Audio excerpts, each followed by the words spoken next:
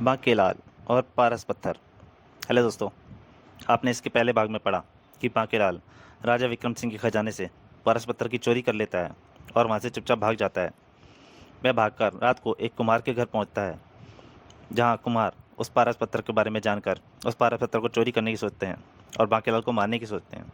बांकेलाल बड़ी मुश्किल से वहाँ से अपनी जान बचाकर भागता है और पहुँचकर एक घर में घुस जाता है, जहाँ पर एक औरत की उसकी चंदा नाम की एक औरत होती है, जिसकी बहन की शादी नहीं हो रही होती, जो कि कानी कुंबली और अंधी होती है, लंगड़ी होती है। तो बांकेलाल की उससे शादी तय कर दी थी बचाने के बदले। बांकेलाल को जब पता लगता है तो वहाँ से भागने की प्लानिंग करता है। अब उसके आगे दोस्तों, यहाँ तक की कहानी आप बांकेलाल और पारस पत्थर के पहले भाग में पढ़ चुके हैं। अगर आप इस कहानी का पूरा आनंद लेना चाहते हैं इस कॉमिक का, तो कृपया पिछला भाग जरूर पढ़ें, क्योंकि इस कॉमिक के लिंक में आपको मैं नीचे लिंक में मिल जाएगा डिस्क्रिप्शन में। अब कॉमिक जारी करता हूँ। खतरा भांपते ही दूसरे पहलवान तैयार हो गए। इसका इरादा नेक नहीं लगता, पकड़ो इसके, भागने ना पाए। तभी बांकेलाल लाठी घुमाता हुआ उन पर टूट पड़ा। तुम भक्तो, बांके से धोखाधड़ी नहीं चलेगी। हाय मरा। और बांकेलाल की लठबाजी के आगे दोनों पहलवान वहीं ढेर हो गए। अब बचा चौथा पहलवान। तू भी आ जा लट्ठो प्यारे, तुझे भी देखता हूँ। भयंकर आवाज करती दोनों की लाठियां आपस में टकरा गईं। तड़ाक। उग्र रूप दिखाते हुए बांकेलाल ने कुछ ढंग से वार किया कि उस लठे चौथे लठैत की लाठी टूट गई। ओ मेरी लाठी। अब तो बांके की बन आई। बच्चा बेटा, बचा कर मेरा वार, बचा। और बांकेलाल ने उसकी धुलाई शुरू कर दी। ताड़ ताड़। हाय मर गया। बांके के इस वार के बाद पहलवान फिर उठ नहीं सका और बांकेलाल भाग लिया। भाग बांके। तभी बाहर से कदमों की आवाजें आने लगीं। इधर बांके को छज्जे से लटकती एक रस्सी दिखाई पड़ी और वह रस्सी पकड़कर लटक गया। यह रस्सी बड़े मौके पर लटकी मिली है, परंतु वह रस्सी नहीं, सांप था। और अचानक बांके के मुंह से चीख निकल गई, सांप। और वह उसको छोड़कर धार से फर्श पे गिरा। पड़ा। वह रहा, पकड़ो उसे। अगर वह भाग गया तो तुम में से किसी को क्या नहीं। हाय, अगर वह भाग गया तो फिर मेरा क्या होगा।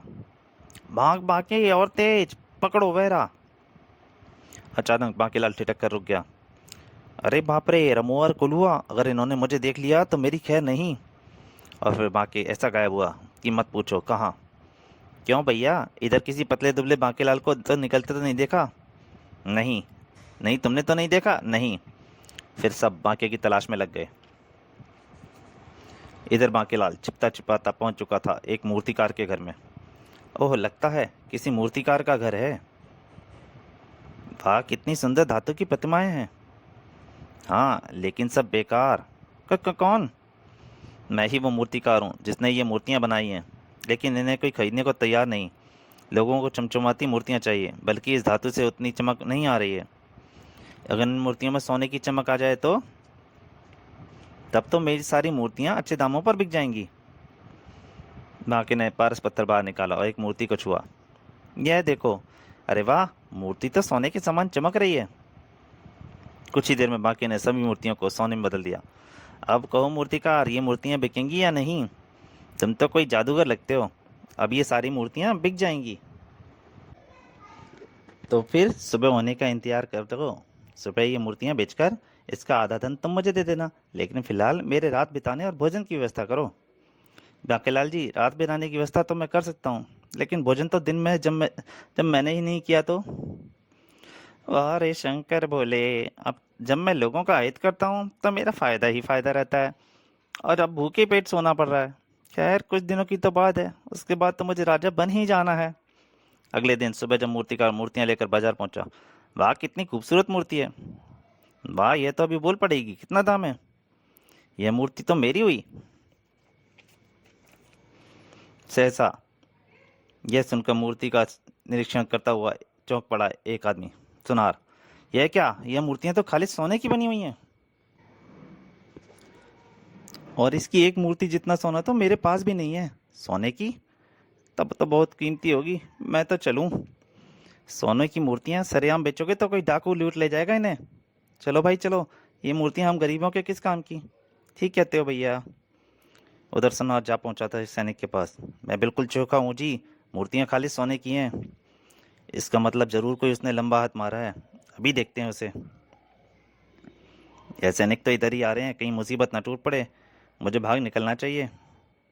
मूर्तिकार इतना घबरा गया कि सिर्फ सर पर पाँव रखकर भाग पड़ा, परंतु रमू और कलुआ जो उसे देख रहे थे, मूर्तिकार को भागते देखकर चौंक पड़े। यह मूर्तिकार अपनी मूर्तियां छोड़कर क्यों भाग गया?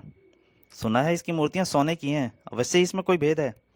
कहीं बांकेलाल पारस पत्थर के साथ इसी मूर्तिकार घर तो नहीं छिपा?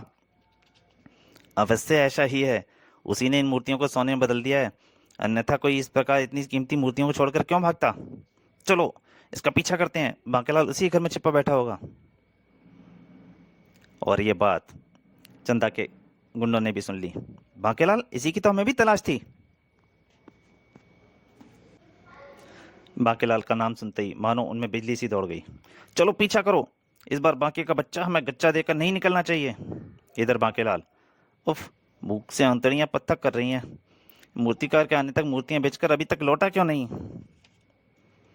कमबख्त को सोने की मूर्तियां दी हैं, फिर भी मुझे भट्टी सुलगाने का काम सौंप गया है, ताकि आते ही फिर से धातु पिघलाकर मूर्तियां बना सके। ना जाने उस मूर्ख के सोने की पहचान भी है या नहीं, मुझे उसे मूर्तियों का रहस्य बता देना चाहिए था।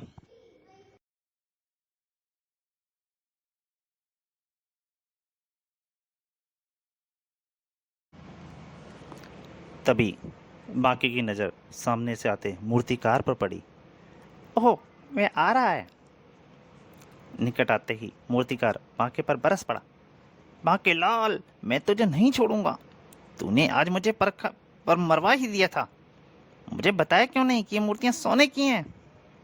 अरे रे, मगर सुनो तो, अगर सैनिक मुझे पकड़ लेते तो मेरी एक ना सुनते और चोरी के अपराध में मुझे कारागृह में डाल देते। मुझे नहीं मालूम था तुम्हारी अकल घुटने में है। तभी छोड़ दो उसे और हमारे हवाले कर दो। आए, अब कौन सी मुसीबत आ पड़ी? और सामने रमुआ कलुआ को देखते ही बांकेलाल उछल पड़ा। तो तुम?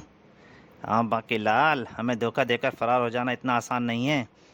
हम अपने दुश्मन को पाताल से भी खोज निकालते हैं। कलुआ चीखा। रमुआ, उतार दे इसकी गर्दन और छीन ले वे पारस पत्थर इससे। पारस पत्थर? अरे बाप रे, कुछ करना होगा। तभी वो गुंडे भी आ पहुंचे चंदा के। उन्होंने भी सुन लिया। पारस पत्थर? अब समझ में आया सोने की मूर्तियों का रहस्य है। तभी बांकेलाल ने पारस पत्थर निकालकर मूर्तिकार की ओर उछाल दिया। साथ ही चिल्लाया, मूर्तिकार संभालो इसे, इसी पत्थर के कारण तुम्हारी मूर्तियां सोने में बदल गई थीं। लेकिन पारस पत्थर बीच में ही लपक लिया एक पहलवान ने। यह पत्थर तो हमारी किस्मत भी पलट सकता है, आए। दूसरे पहलवान की लाठी चली और पहले पहलवान की पीठ से टकराते ही उसके मुंह से चीख निकल गई और साथ ही छूट गया पत्थर। आई, मर गया। पत्थर लेकर कहाँ जाता है रे उदबिलाव?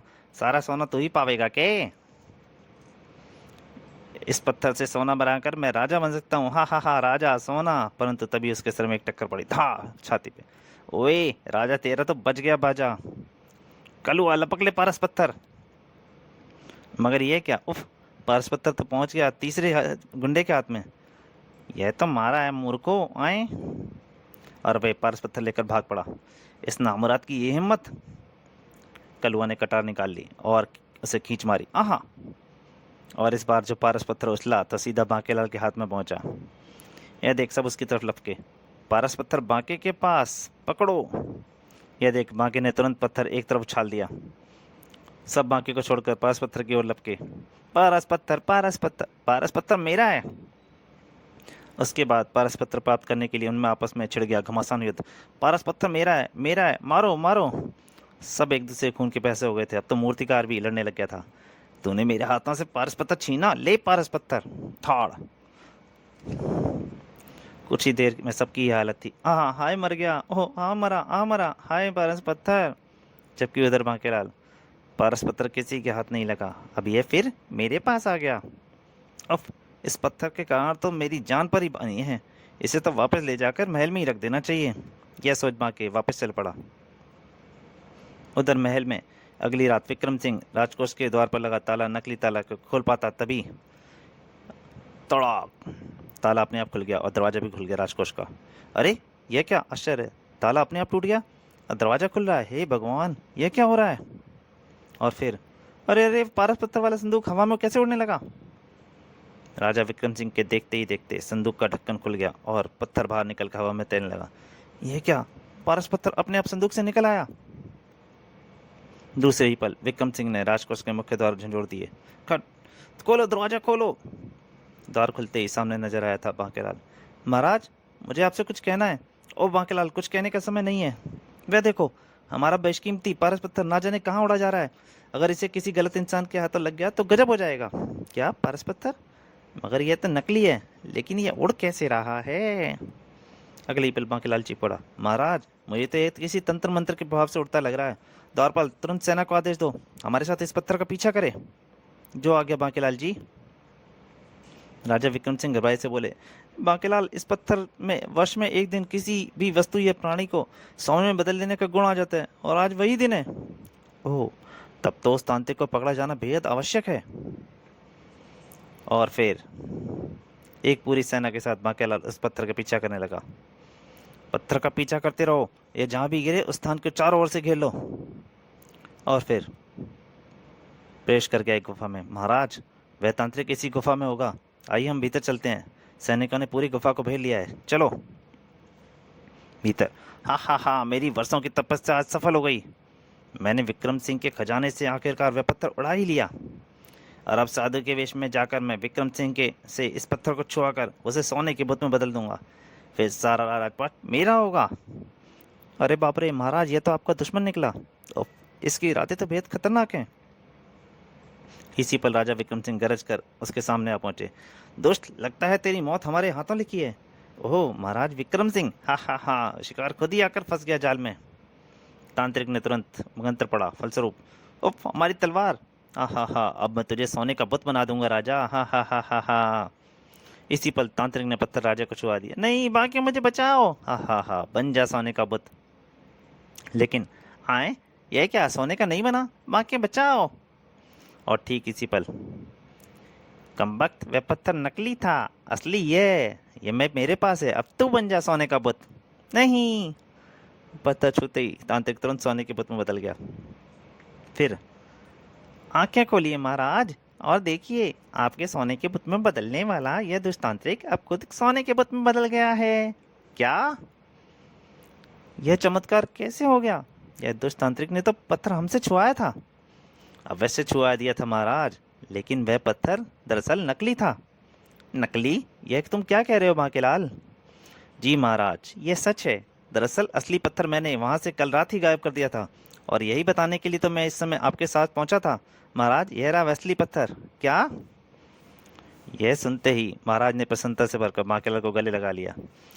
बांकेलाल, तुमने एक बार फिर मेरी जान बचाई। अगर तुम समय रहते हुए पत्थर न बदल देते तो वही हो जाता जो मैं हमेशा चाहता हूँ। काश तांत्रिक मुझे पहले मिल गया होता, तो आज शायद मैं ही राजा होता।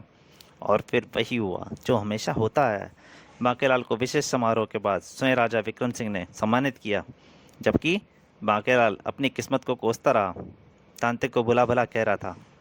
उधर तांत्रिक का बुत राजा के महल में सजाया जा चुका था। तो दोस्तों, ये कहानी से यहीं पे समाप्त होती है। अगर आपको अच्छी लगे तो प्लीज़ लाइक कीजिए और ज़्यादा से ज़्यादा शेयर कीजिए। धन्यवाद।